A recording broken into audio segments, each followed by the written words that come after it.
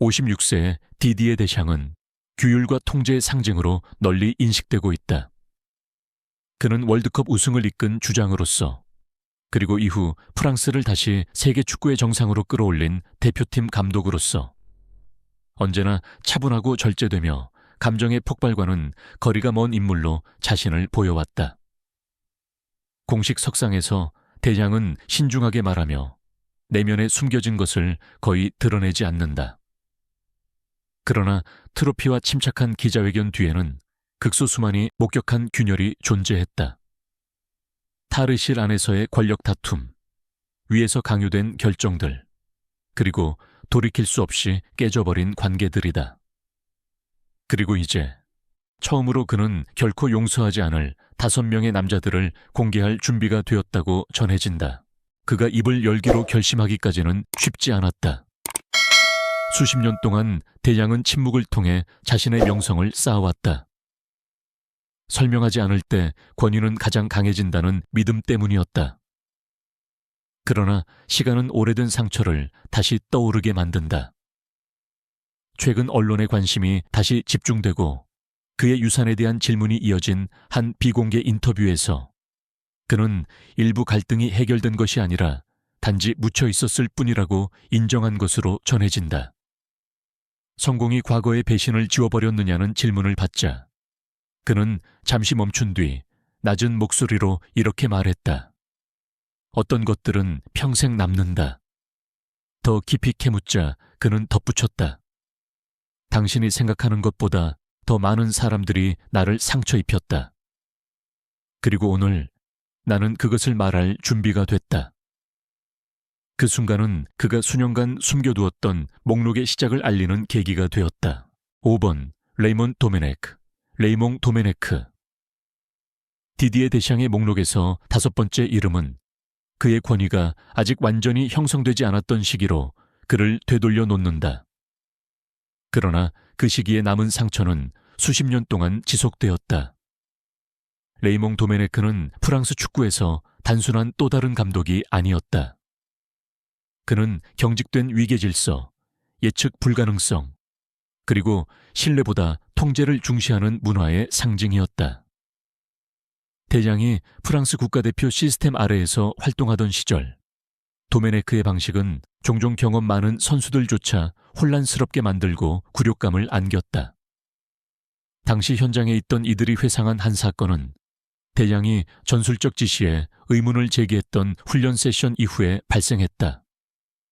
그에 대한 반응은 즉각적이었고 날카로웠다. 넌 여기서 생각하라고 있는 게 아니다. 도메네크는 선수들 앞에서 날카롭게 쏘아붙였다. 지시를 수행해라.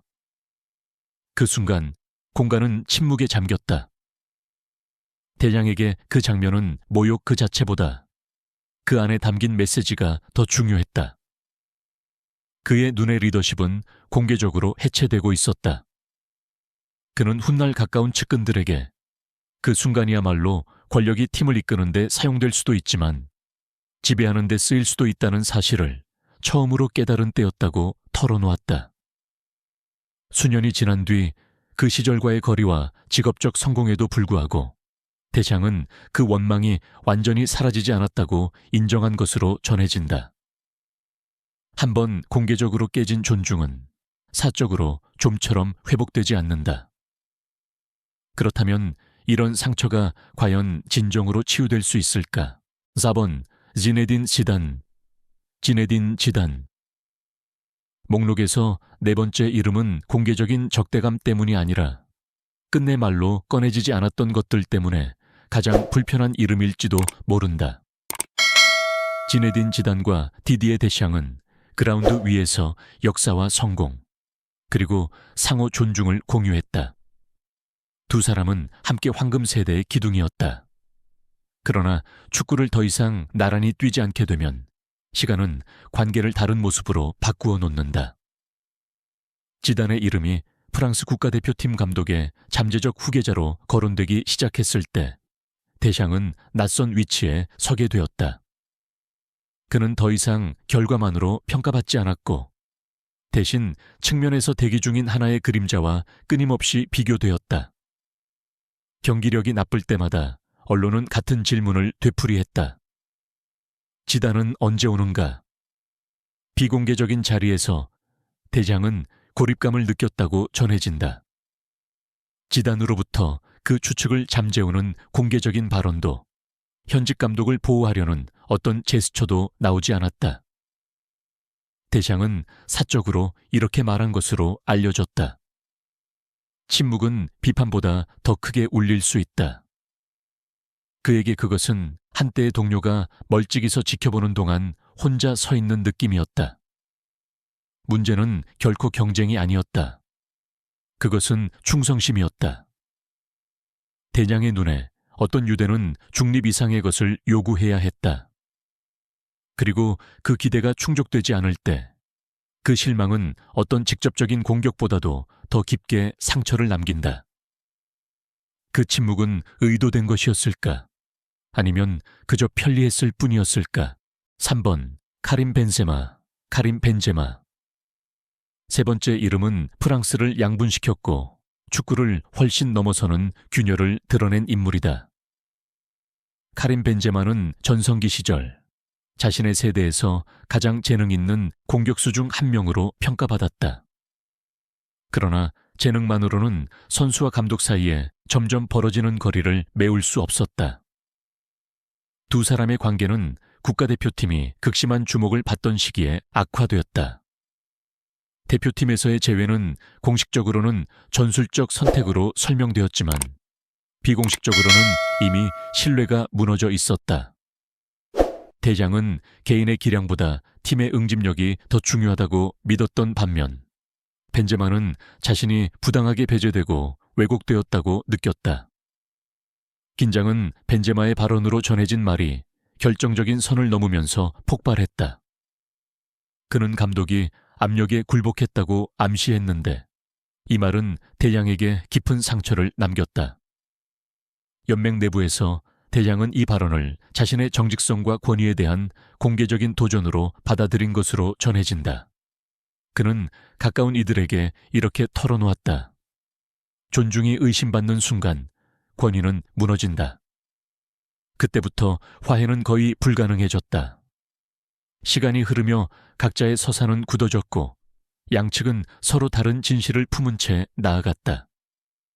시간이 지나 대중의 논쟁이 누그러진 뒤에도 개인적인 균열은 남아있었다. 대장에게 이것은 논쟁에서 이기는 문제가 아니었다. 이미 넘어서는 안 될 선이 넘어졌기 때문이다. 과연 한 지도자는 자신의 정당성을 공개적으로 훼손한 선수를 용서할 수 있을까? 2번 노엘 르그라에트. 노엘 르 그레. 디디에 데샹의 목록에서 두 번째 이름은 그라운드를 한 번도 밟아본 적은 없지만 국가대표팀 감독으로서의 그의 경력에 막대한 영향력을 행사했던 인물이다. 노엘 르 그레는 수년간 프랑스 축구 행정에서 가장 강력한 권력을 지닌 인물이었다. 겉으로 보기에 두 사람의 관계는 안정적이었고 심지어 존중에 기반한 것처럼 보였다. 그러나 사적인 영역에서는 훨씬 더 취약했다. 대장의 임기가 길어질수록 한때 조용히 이루어지던 결정들이 언론을 통해 새어나오기 시작했다. 계약 협상은 마무리되기도 전에 보도되었고 한 주에는 지지가 표현되다가도 다음 주에는 의문이 제기되었다. 연맹과 가까운 소식통들에 따르면 대샹은 점점 더 노출되어 있다고 느꼈으며 자신이 몸담고 있던 기관으로부터 더 이상 권위를 보호받지 못하고 있다고 생각했다. 긴장감이 감돌던 한 대화는 대장이 이렇게 말하며 끝났다고 전해진다. 더 이상 나를 신뢰하지 않는다면 솔직하게 말해라. 그러나 그에 대한 답은 끝내 나오지 않았다. 가장 아팠던 것은 의견 충돌이 아니라 그 모호함이었다. 대장은 리더십에는 명확함이 필요하다고 믿었고 특히 최고 수준에서는 더욱 그렇다고 생각했다. 대신 그는 성적이 나쁠 때는 방패로 이용되고 승리가 찾아오면 상징으로 추앙받는 존재가 되었다고 느꼈다. 그는 사적으로 이렇게 말했다고 전해진다. 충성심은 스코어보드에 따라 달라져서는 안 된다. 타이틀과 재계약 이후에도 배신감은 사라지지 않았다. 최고위층에서 신뢰가 무너질 때 성공은 큰 위로가 되지 않는다. 지지가 조건부처럼 느껴질 때 과연 용서는 존재할 수 있을까? 1번 다니엘 리올로. 디디에 대양의 목록에서 마지막 이름은 그와 가까운 사람들에 따르면 가장 깊고 오래 지속된 상처를 남긴 인물이다. 그것은 단 한 번의 사건 때문이 아니라 장기간에 걸쳐 이어진 하나의 캠페인이었기 때문이다.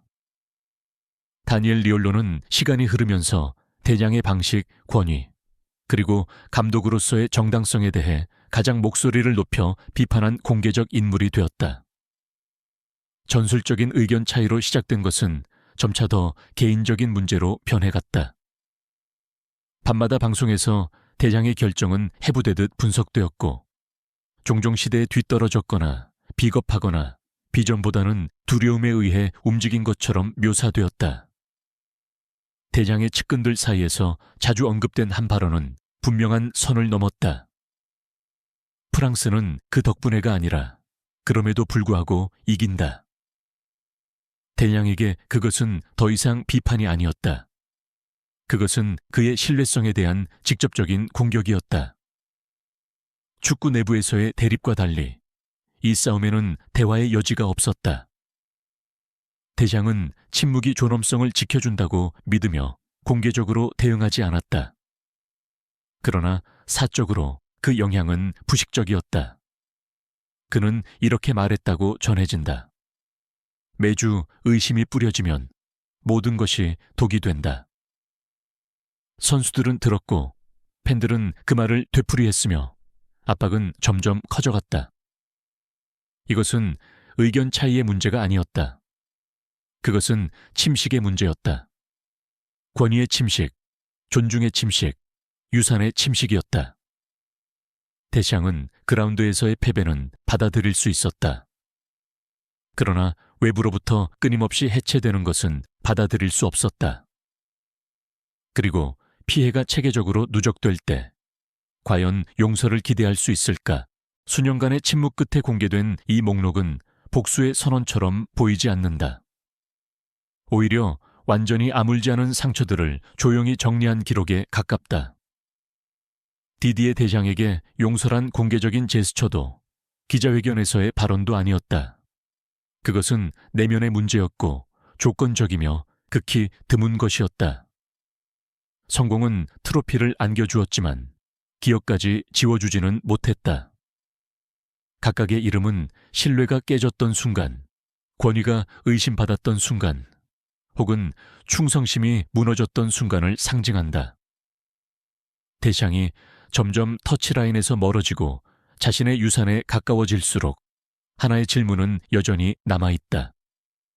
만약 이들이 그가 결코 용서하지 않을 5명이라면 아직 말해지지 않은 이름들은 얼마나 더 남아있을까? 그리고 세상이 그에게서 떠올리는 그 규율과 절제 뒤에는 또 얼마나 많은 이야기가 숨겨져 있을까?